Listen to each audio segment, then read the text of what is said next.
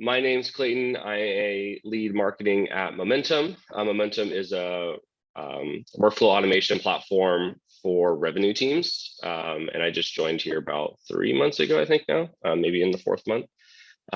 Previously, I was at LinkedIn in product marketing there on the sort of B2C side. I've also spent time at a company called High Five, which is a video conferencing company selling to enterprises and small biz, and actually moved up market to enterprise. So this topic is sort of near and dear to my heart. And previously to that, I was actually in Twitter at SMB sales. And then today we're going to be talking about how to move up market from SMB to enterprise. It's not as easy as just sort of changing the target list for your SDRs. And so I'm going to talk about like all the sort of process and structure changes that you need to take, culture changes. And here to do that with us is Coby Berman. Coby is co-founder and COO at Radar. He was also a former director of sales at mParticle. But Coby, I'll sort of hand it off to you to sort of give the full breakdown on your career, where you got to, how you got to where you are today, your experience both on SMB and the enterprise side of things. Sounds good. Clayton, appreciate it. And Bree, thanks for hosting me. Excited to walk through all this today. I'll maybe start from the beginning. So got my introduction to the venture-backed and startup world with an internship 14 or maybe 15 years ago at a company called SeatGeek, based here in New York City. Spent some time working with them when I was in college, and then right after graduation worked at Foursquare when it was a pretty small organization, and met a bunch of people that we ended up starting Radar with years later. Worked on a lot of their kind of SMB and mid-market teams, and then transitioned into mParticle, which was sort of my first role selling into and working with enterprise customers, and had the chance to join them when they were also pretty small, sub 10 employees. For those that aren't familiar with mParticle, it's sort of the enterprise flavor of Segment, customer data platform, collected in one place, routed to lots of different endpoints. And then started Radar with my co-founder, Nick, about 6.5 years ago. Essentially what we're building is enterprise-grade geofencing for developer and product teams. So what that means is instead of having to deal with building and managing location services and all the challenges and complexities that come with that when you want to build in on-prem mode for, if you're retail like American Eagle Outfitters, or you want to understand when a customer is on their way to pick up an order, we basically manage that on behalf of our customers, and so work with a lot of kind of Fortune 500 larger enterprise accounts in the retail and the QSR space, in the fleet tracking vertical, and recently raised our Series C about 3 months ago, led by Insight and Excel. And the company is, thank you. The company is, primarily based in New York City, but, have been very hybrid remote friendly. And, during COVID have hired folks kind of scattered throughout the US. Nice. Nice. So yeah, there's like definitely experience with the really small businesses, likely at Foursquare, and then obviously like giant businesses now at Radar, for these brick and mortar, and not even just like the size of the companies, but also I think one of the things that tends to go, which we won't get as much into today, but is sort of the age of the companies too, and sort of the culture. I think that's a big piece. It sort of makes the sale different, because you could be selling to, say, a large company that sort of moves quickly, or a sort of a larger, sort of older entrenched company that moves a little bit slower too. But I think that's sort of a good sort of branching off point to like, what do you see as sort of the fundamental differences between enterprise and SMB businesses when you're selling to them? What do you see as like maybe the 3 to 5 biggest differences between? Yeah, I would say the biggest one, maybe starting in order of like the biggest differences, would be just the amount of people on the enterprise that have to align to make a decision. Mm-hmm. So like if you go into Salesforce page and you're looking at the org chart, For a large enterprise account, some of our biggest customers, it's 25, it's 30 people across multiple functions. It's their engineering team, it's their product team, it's their operations team, it's people on InfoSec, it's their legal team, and then sometimes it's another, procurement sourcing function. And so, it's 25, 30 people that all need to get into the room multiple times to agree on certain outcomes. And you end up spending a lot of your time making sure that people on the customer side are having the conversations they should when you're not holding those meetings. And when you're selling into, SMB or smaller companies, often it's a one person decision, and the champion is also the economic buyer and budget holder. And so, if you can, if you sort of have the value prop is strong enough and you convince the champion, they don't need to go talk to a bunch of other people, or maybe it's just their business partner. But you don't really have to navigate this internal alignment and all the weird internal politics that come with large companies and different incentives. I think that's probably the largest. And then all of the other sort of differences probably stem from that. And those include, the way that large companies do budgeting. When you're selling to an SMB and the deal size is like, call it $400 or $500 a month, it's not really coming from a set budget. When you're selling into the enterprise, you need to be thoughtful about, hey, what's been earmarked if, geofencing services or, some new type of category isn't replacing an existing line item. Like, where is this discretionary funding coming from? Who's going to be the person who's going to lead that, right? Like, who's an economic buyer over there that has influence and can carve out that budget and, navigating that process. And then I think the third one is just how internally you align your sales strategy, because you're also, now selling as a team instead of just as an individual. If you work at, Yelp or Yext, and it's you're hitting the phones and, you're calling, a pizza shop or, a small business, you're working kind of in a silo, just sort of churning through that. Whereas if you're working through, working with an enterprise that has 25 different constituents who are deciding something, you probably have a sales engineer, you have your, sales manager who's aligned with the economic buyer, and you're maybe more aligned with your champion. And so it becomes a larger committee also on, the internal sales side, to match the amount of people you're selling to it, on the other side of the table.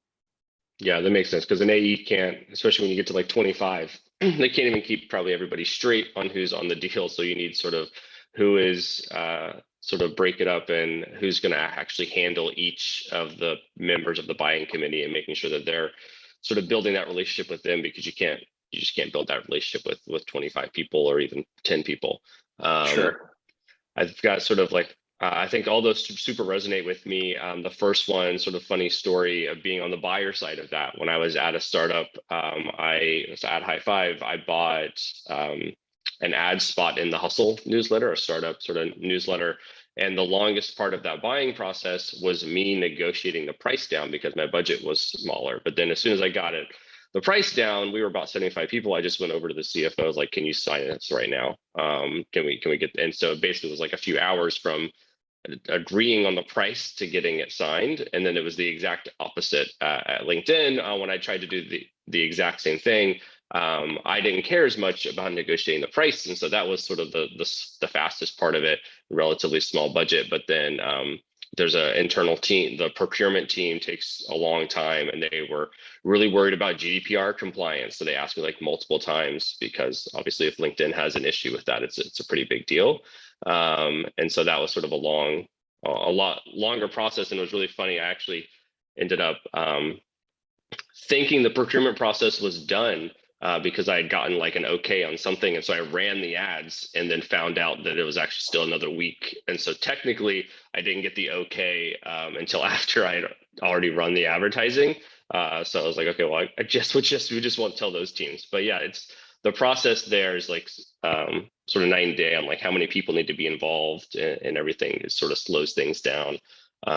It took a couple weeks basically for it to go through procurement, and it only took a couple days for me to actually get the deal closed. And I think what you're describing, one situation is a venture funded company that's kind of how do we grow as fast as we can? And the company operates in investment mode with how do we kind of think about, hey, this is an investment with upside that is in service of our growth. Yeah. The larger the organization, the more mature they are. They have to think about risk mitigation and capping downside. And so all sorts of functions pop up to make sure, hey, I mean, the whole point of InfoSec is that we're going to onboard a piece of technology in our stack that isn't going to take everything down or be a privacy issue or, have reputational risk for our brand because, we think that they're maybe capturing data in the wrong way. And so all of those practices are in service of basically, how do we make sure we're not missing something? And that, there's kind of no downside in this investment. And based on their stage and size, like that makes sense. That's probably the right business decision. And so, companies like Radar need to make sure that they're designing their partnership process to satisfy all of those different requirements that exist at larger orgs. Yeah, that makes sense because at the end of the day, like, especially if my buy of an ad or whatever, but even with something like Radar, there's a potential for a bigger downside than upside from buying, or at least that's sort of how they're thinking about it is for most things that they're going to buy, there's a bigger risk than likely reward if something sort of goes wrong. And so it makes sense that you would sort of put more processes on the risk mitigation side than the sort of figuring out what the opportunity is. Yeah. And I think kind of a common thing that people in sales say is like, hey, like, this customer, they're okay with like status quo. Like, they're, we're not losing this deal to a competitor. We're kind of just losing it because like they're slow and clunky and they're not incentivized to grow. When in reality, I think most of the time it's that company just doesn't want to get something wrong. And so, how does that AE make sure that they're understanding and aware of the risk mitigation during the sales process and clearly explaining why it isn't a risky purchase and why implementing it is going to be easy and not just deliver all the value that you talk about in the sales process, but also like how to sort of do it properly is a big piece of getting bigger companies that are risk averse comfortable.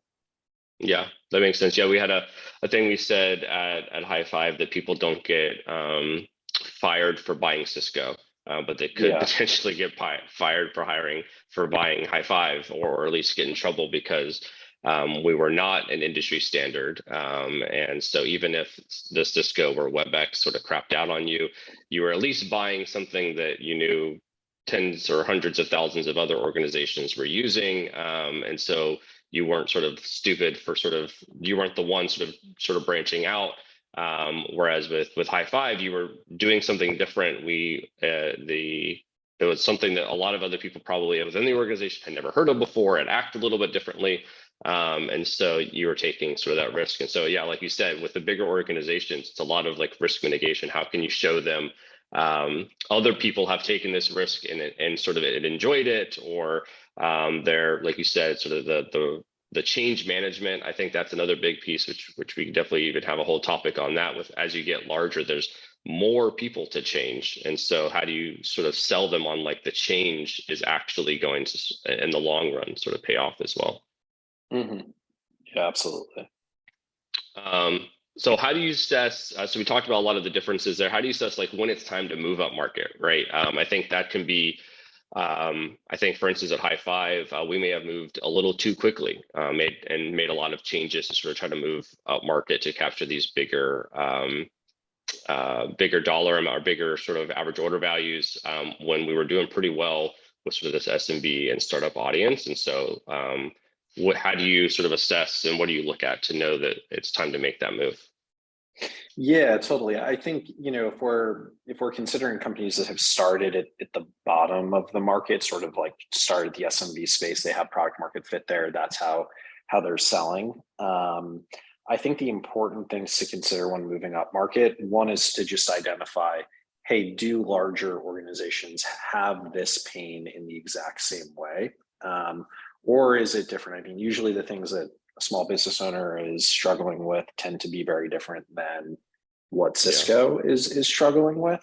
And so, really deeply understanding kind of the personas and the archetypes of these customers. We see a lot of companies, I think in the technology space, release products that are designed to be sold to other venture funded startups. That's a very specific type of customer.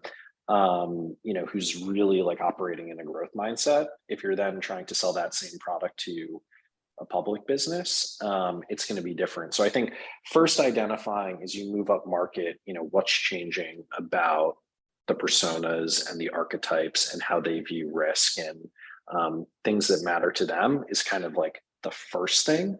I think the second thing that you want to do is make sure for this new deal size, which is going to be, much higher. It's going to be fewer deals at larger price points. You have some specialization and potentially, a different owner of that segment of the market as opposed to the person who's just kind of been running the SMB segment. And that you're also hiring people who have experience selling at those price points. I'm sure this group has read like a million Jason Lemkin posts, but one of the posts that he has is talking about hiring people. One way to know that you're hiring someone who can be successful is if they have experience at the price point. Someone who's sold $500 a month deals has a totally different skill set of high velocity transactional sales than someone who's sold 50K deals or 500K deals. And so, just making sure as you're thinking about, what's a quota that makes sense, it's going to be fewer lands, but the lands are going to be bigger. Matching the experience of the sellers to that motion is really important. Yeah, I think that makes sense. And I think even we talk a lot of times that maybe people who sell the smaller deals can't sell the bigger deals is probably also there's difficulty for people who are used to selling big deals, selling the small deals as well, because it's like you said, you've got to be able to handle a lot more volume in order to do that. And sort of there's a lot of, I would say, probably more organization that takes place in order to make sure you're not losing anybody, responding quickly, all that sort of stuff, because you can lose a deal because you take a day or two to respond, where it's not the same as probably as much on the enterprise side, because they're also they're moving slower and stuff. Yeah. And I will say, like, I think I don't know if there are people on here who are, SMB reps that aspire to be enterprise reps, but I do think starting as an SMB seller, like you can grow into an amazing enterprise rep. And there are a lot of those qualities that can transition to the enterprise side, but having kind of a training program and an awareness that those are different, I think is really key. And, mistakes to avoid would probably be just taking that SMB rep who's really successful and thinking, hey, in a mid-market or enterprise motion that they could just go without kind of retinkering and refining some of their skills. Yeah, like a retraining, basically a re-onboarding. Even though you're still in the same, technically probably the same product at the same company, the audience is so different that it's going to sort of be a retraining. That makes sense. What other, so on that topic, like what other mistakes do you see people make or sales leaders make when making that transition? I was just as you were asking this, I was looking at, it looks like Zachary Chester asked, a similar question, like when it comes to SMB versus enterprise reps, main point of focus and a hard skill set to develop before the transition. I would say, the biggest thing is it's a much longer sales cycle in the enterprise. So the Mm-hmm. ability to actually break up a 6-month or a 4-month sales cycle into lots of small pieces is really key, because if you're just an SMB rep, like there may be 2 or 3 Yeah. next steps, and you're compressing a sales cycle into 1 to 2, maybe 3 phone calls. You know, it's a first call, it's a demo, it's a close call. Whereas there can be, you know, 20 meetings that occur over the course Yeah. of an enterprise cycle, and the ability to say, hey, actually just going through the qualification, I may of what I need to know. And the awareness to know that you're kind of constantly always doing that discovery and trying to create lots of small milestones across this huge sales cycle is a much different mindset, and I think skill set to understand how you make progress across what can feel like a very, you know, large and overwhelming type of partnership. Yeah, I could see also where it feels like, especially again for someone coming from the SMB side, sales reps are used to hearing no, but sort of like not seeing. They're also still used to hearing yes, right? If you've got so many volumes, you're going to hear yes, and you're going to close a deal at a certain point. Whereas when you're doing a lot of deals, you might go a couple months without sort of that hit of a deal closing, and sort of keeping motivated. Would be probably can difficult versus like I said, if you're getting at least one deal closed a week or every other week or whatnot, because you're running at a higher volume, it's easier to sort of stay motivated because you're hearing that yes and everything versus maybe not hearing a yes for a while. Sure, definitely.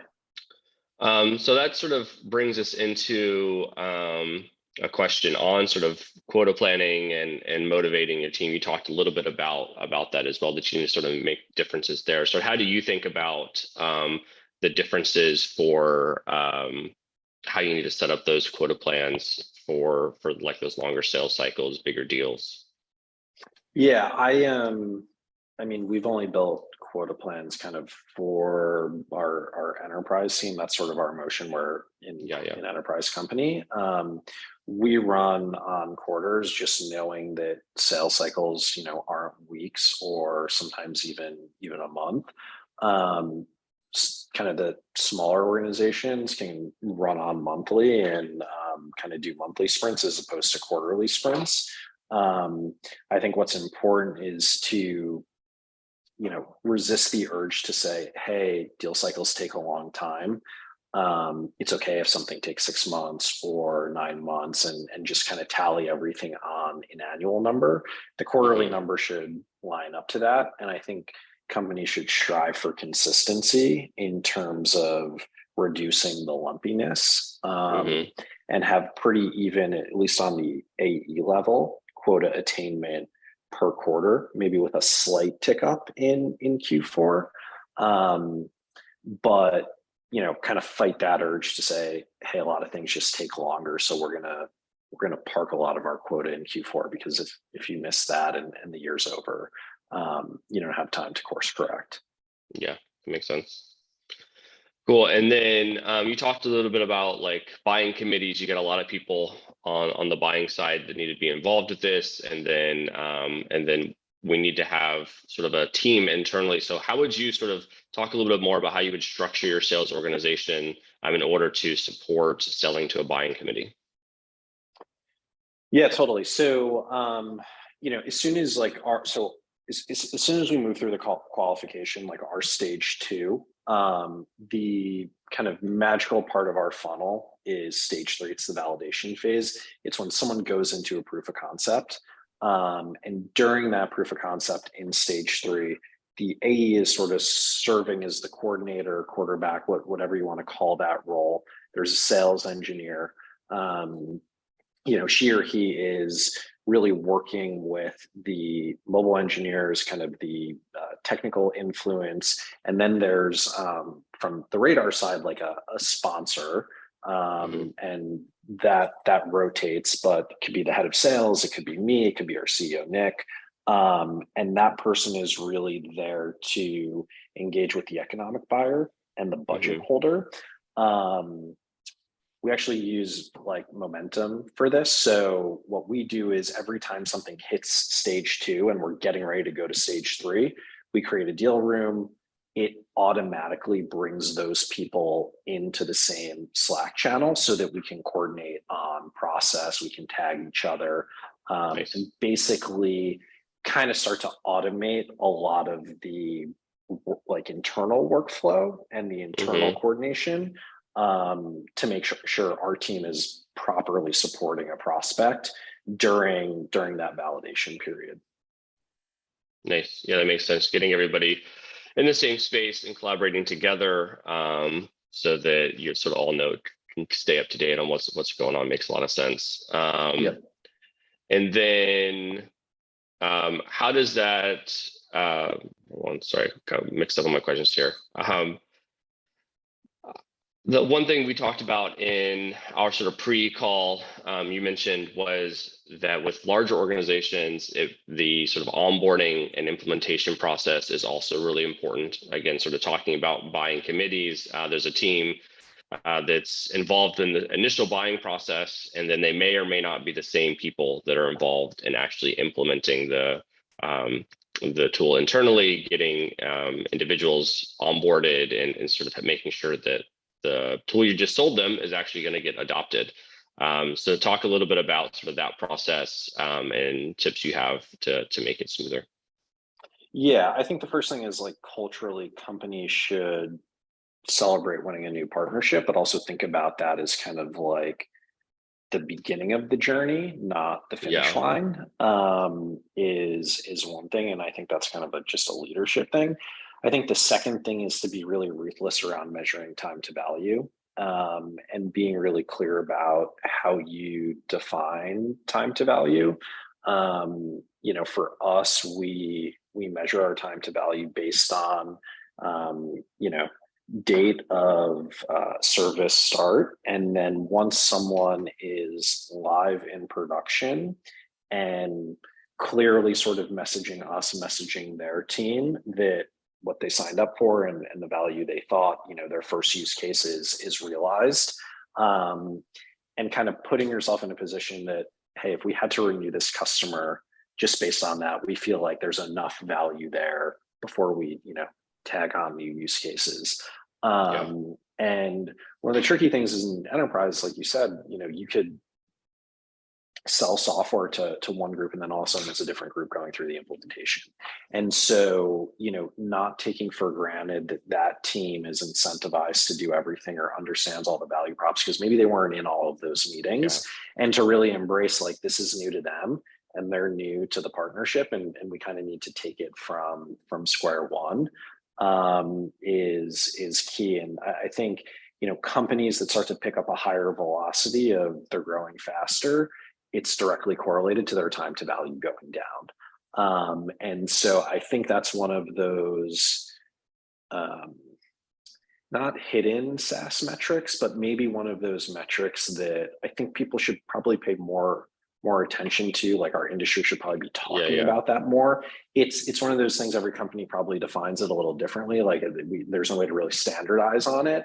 But I think about it as like a really important North Star to manage, like, how do we, what our product roadmap is, what our processes are around implementation to, make sure that number is getting driven down every quarter. Yeah, and it's harder when your company's a little newer, but as you start to sort of see sort of repeatable processes, like at no matter if it's B2B or B2C, sort of figuring out like what is the what's the point, right? Like you said, that value that is sort of attained. So for instance, just to give sort of a LinkedIn example that we had was, it was a number of connections they had. Did they have a profile picture? Had they filled out certain sections of their account? And like, that's when we start to say, okay, that's an engaged sort of, I can't remember what the exact term was that we used internally, but basically like that's a fully filled out sort of active user that is set up to be successful. And if they don't do those things, then it doesn't make sense to start selling them LinkedIn Premium or trying to get them to run ads or any of those other things. So we need to get them to onboard fully before they do that. And the same thing is true in the B2B side. Like you need to figure out it's like you said, it's different for each business. But what is that? Usually you need to get somebody on the data science team to sort of come in and say, okay, what is that point when they do this or these 5 things that ends up, we know that person is going to sort of the and I think the usage is going to uptick. I think the tricky thing, if you're at LinkedIn or Facebook and you're looking at millions of profiles, it's like you can kind of crunch those numbers and you can start to say, okay, someone will be activated if within 72 hours they do these, these things. I think when you're a startup selling to a B2B startup, you don't have all of that data. And so now we're forced to kind of work off intuition and qualitative evidence. And that's where I think it's really important that people are talking to their customers, having that conversation, right? As CSM is able to say, hey, it's the 1 month check-in, you're live. Are you getting all the value you thought you did when you talked to the AE on the team? Is there anything about this that we feel like is falling short?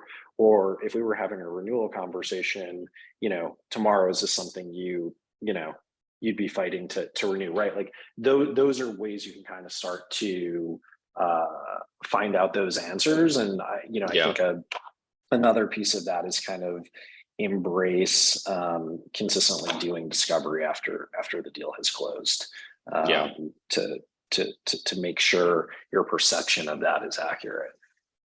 I think it's a combo, right, of, like you said, of the perception piece. If you should have some product data. You're definitely not going to have as much as like a LinkedIn or Facebook, but you hopefully are looking at how many users have signed up for the product and how much are they using it. Is usage going up day over day, week over week, those sort of things as well.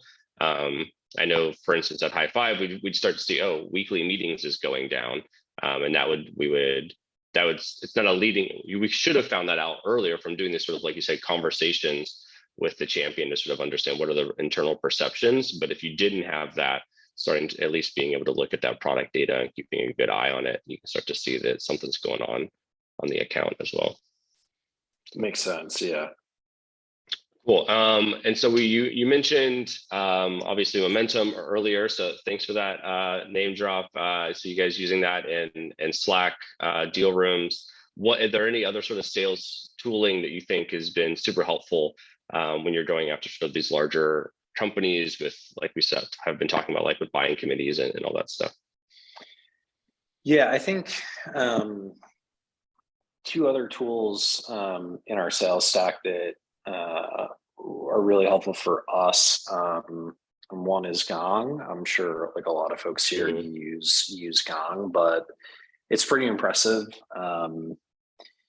what Gong has built and the ability to have kind of live footage that you can understand when a competitor's name comes up. You can kind of understand talk time and listen ratios, and the ability to sort of score and have data on how successful you are in the field is really, really helpful. And especially for an enterprise sales cycle where, you may be tapping in a new person on your team and there's no better way for them to get up to speed than to actually watch what happened last meeting, read some body language, as opposed to just, hey, here's the Salesforce notes and one person's perception of the next steps is just incredibly valuable to uncover, kind of diagnose, and I think constantly get better at selling and explaining your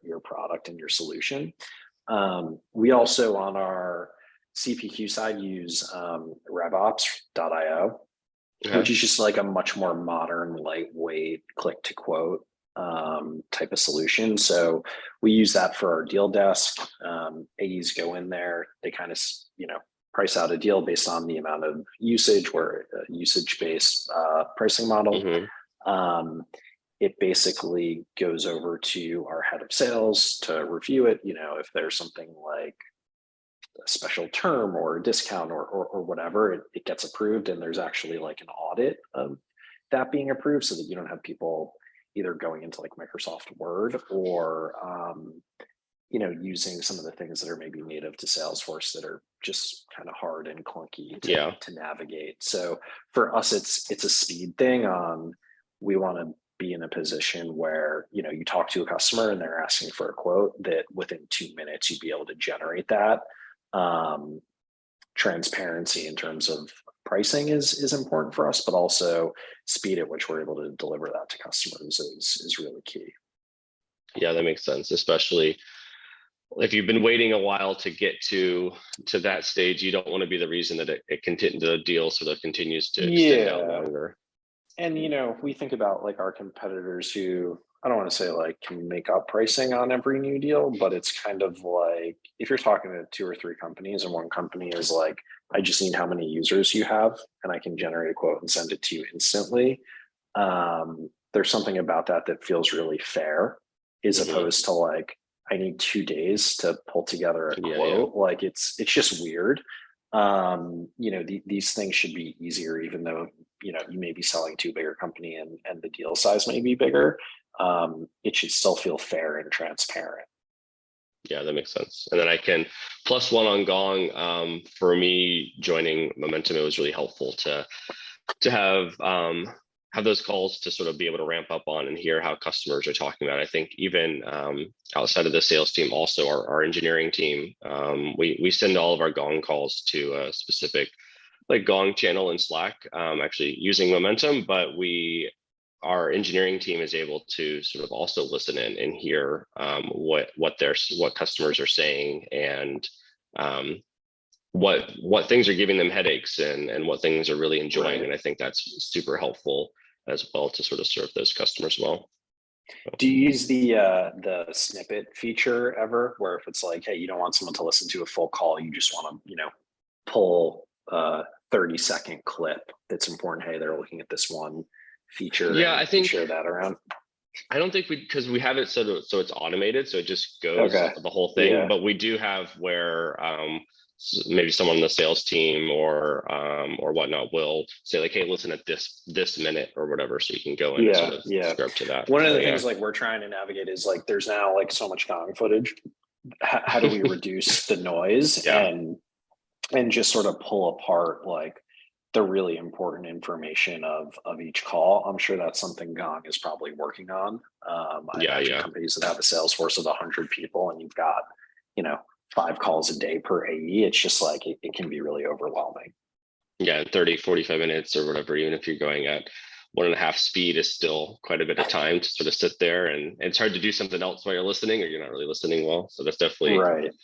So we'll see what they do there. But while we're at the sort of getting close to the end here, I'll give everybody else a time to ask questions. Thanks to Zachary earlier for asking his. So if you have any questions, go ahead and put them in the Q&A there, and then we'll answer them here live during. And if we aren't able to get to all of them or whatnot, we can always answer some afterwards. One question to answer for everyone that's here is we will send, or I will send the recording likely tomorrow. So you can look out for that if you missed any section, or if you want to share internally with your teams or anything else, you can do that. So. But we'll give a couple minutes here for anyone to ask questions in the Q&A too.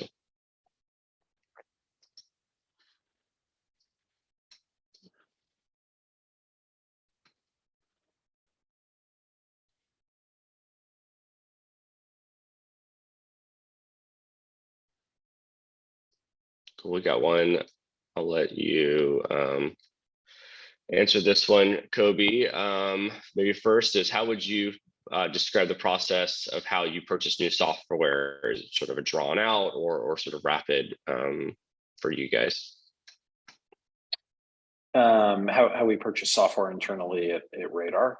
Yeah, for us, we're at the stage where it's a pretty fast process. I think we fit the mold of a company that obviously we want to mitigate risk, but if we think that there's a tool that we can purchase that's going to help us grow or save people, X amount of time, where we're interested in trying it. I do Yeah. think, there are points in time where maybe we feel like, oh, there's sort of SaaS fatigue. Like, how many dashboards do we need to log into, and how can we consolidate that? But we tend to make fairly quick decisions, and if we feel like we made the wrong one, we are open to course correcting. Yeah, I think that's the same for us at Momentum. We're definitely sort of on the would be in the SMB framing there. So our decisions are usually relatively quick once we decide that we sort of want something. There's not a lot of hoops to jump through. I would say similar to you, especially. I think everybody nowadays is sort of thinking, "Hey, do we need this tool both for our time, but also sort of money as well?" So they're giving everything a little bit more scrutiny than possibly in the past. Like I said, at LinkedIn, it was a pretty long process, but it wasn't so much long for me to actually decide if I wanted to buy it. It was sort of the rest of the like you said, sort of risk mitigating teams that LinkedIn had in order to make sure that we weren't sort of buying something, especially GDPR was pretty big for them, that we weren't buying something that put our users at risk. There was a security risk internally. What data were they going to need? So all those sort of things. The team was definitely diligent in sort of checking that out. And so the process to decide to buy something was relatively quick. The process to actually buy it would take a little bit longer than I would even want. But cool, we got another one. How would you modify your CRM/pipeline data for enterprise versus SMB sales? Do you have any new fields, different pipeline? There's probably different data to capture.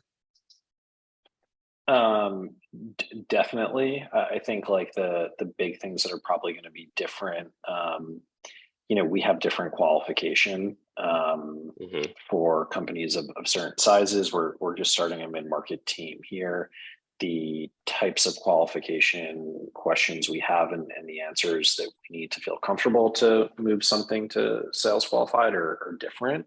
So the short answer is definitely yes. And I think companies just need to define how they segment their kind of enterprise and mid-market, if it's employee count, if it's revenue of an organization. I kind of think there are pros and cons to all, but I think given that the sales process is going to be a little different, you definitely want to sort of have your CRM match your sales processes as opposed to the other way around. Yeah, I think that makes sense. I think the other thing that you talked about a little bit earlier is having a lot of people in this Salesforce, a lot of contacts in the Salesforce as well. That sort of changes how you might use that.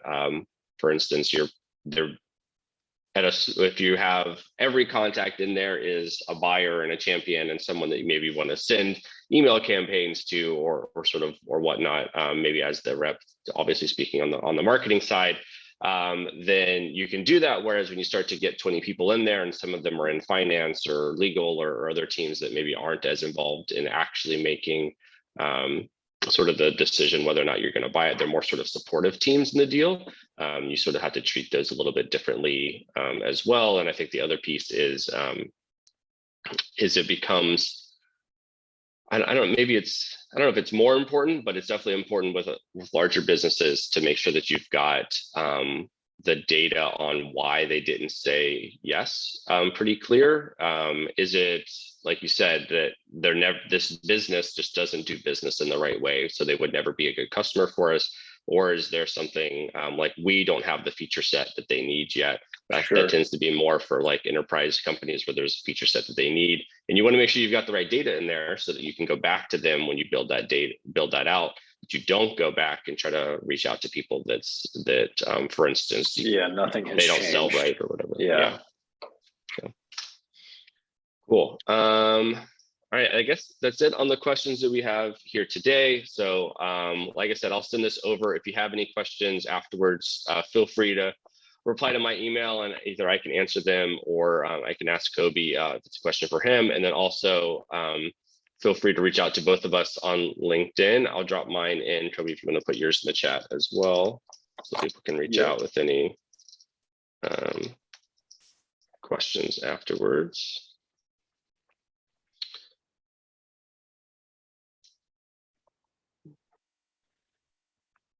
Awesome. Well, thanks everyone for coming out and listening live. It was really enjoyed it, Coby. Thank you for being here. Bree and the Rev Genius team, thanks for hosting us. Really enjoyed it. Everyone have a good rest of your day and week. Talk to you later. Awesome. Thanks. Bye.